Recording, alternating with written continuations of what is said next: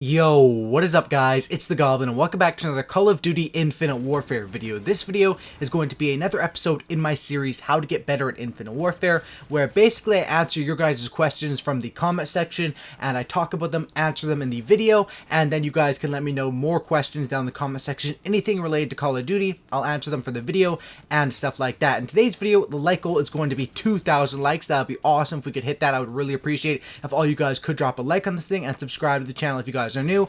And if you guys are wondering why I didn't have an intro on today's video, it's because today's video is a sponsored video, and usually I try to get sponsors for these How to Get Better in Infinite Warfare series ones because they are really long videos. Today's sponsor is something that I think you guys will really be interested in. It is Tapstorm Trials, an online RPG for your mobile device, whether it's an iPad or an iPhone or just your phone in general. This is basically a game that you can play on the phone, and it is a really cool game. I'll show some gameplay of it up on the screen right now. And what it is it's essentially a multiplayer online role-playing game where you and your friends band together to defend a magical world from hordes of crazy monsters and gold rush. And the link to this game will be down in the description. Of course, you guys can click it right there and download it onto your guys' phones. But what this game reminds me of is it kind of reminds me of a game like MapleStory I used to play a lot on the PC. This game is really fun because the best part of it is it's free, and the other best part is that it's on your phone, so you can play it anywhere you go. You can clear the stages. Of course, they've got in-game purchases.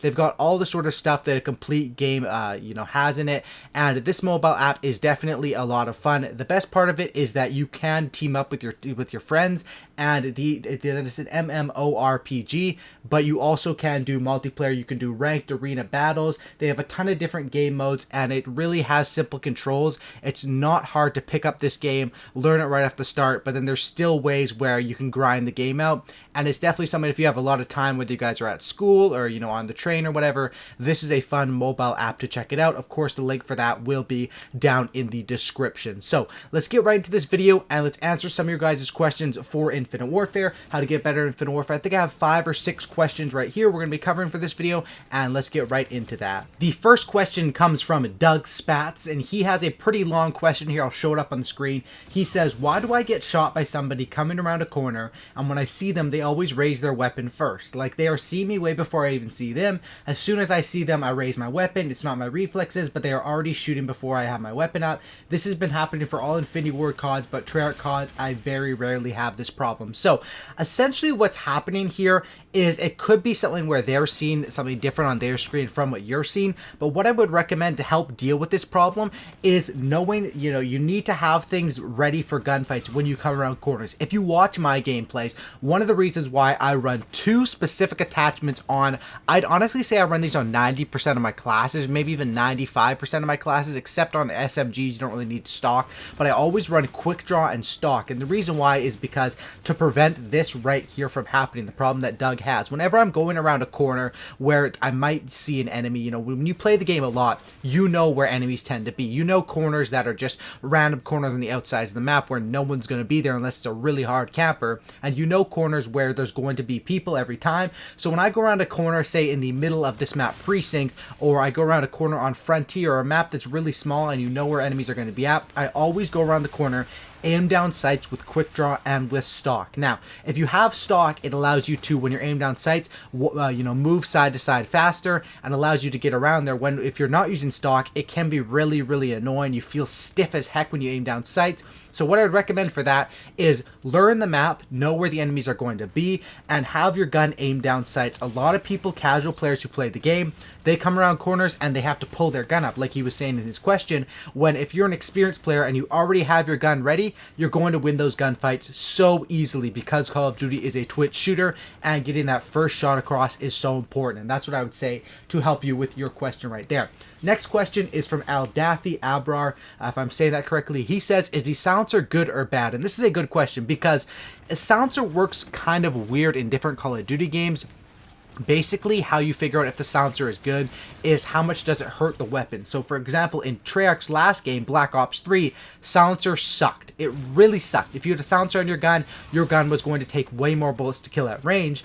But honestly in Infinity Ward games, in this game in particular, Infinite Warfare, silencer is better than ever. Modern Warfare 3 and COD Ghosts and Infinite Warfare, silencer is so good because this game is based upon stealth, and running Ghost, which is such an overpowered perk, and everyone runs it, no matter if people hate on it or they say it's a new perk, everyone runs it because it's just so good. It's just the best perk by far, and you complement that Ghost perk with the silencer. Silencer is definitely really good on this game for pretty much every gun. Now you need to test out different guns. For example, for me on the RPR Evo or on the Karma 45, I do not like the silencer. I don't know why. It just seems like those guns, it really hurts them at range. But on guns like the NV4, I'll never use the NV4 without a silencer. So it depends on personal guns and personal preferences. But in general, yes, silencer is very good in this game and something that you should at least test out, 2 or 3 times on every single gun and every class setup that you're trying out.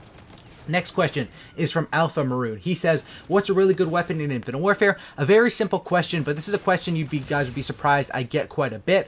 If you guys want to know the best weapons, I made a video on the top 5 weapons in Infinite Warfare. It has like 300k views. It's a really popular video, and I went really in depth there. But just to name some off of the top of my head, whatever you guys see me using in gameplays are usually some of the top weapons. The Raw LMG, the K-Bar, the NV4. As far as SMGs, the Karma 45, the UMP 45 or the MacTab 45, the ERAD. These are all fit guns that are very good, and if you use any of those guns with a good class setup, of course I have class setups for pretty much every main gun in the game on my channel, you will have no problems with your weapon. As long as you're not using really bad weapons, you're using one of those top 5 or 10 weapons, you should have a chance to win every single gunfight in the game.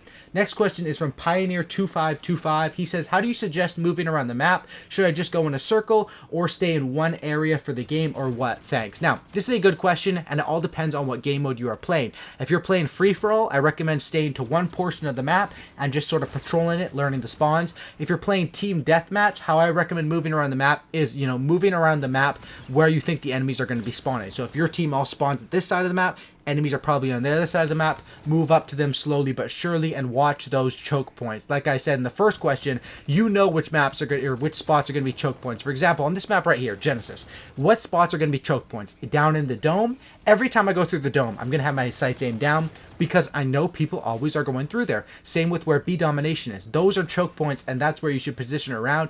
As far as how you should play the map, it all depends on the game mode, and it all depends on your weapon and stuff like that. Obviously, if you're playing a SMG or a shotgun, you want to get up close with them. And if you're playing maybe something like the R3K, you want to just camp on B-Dom.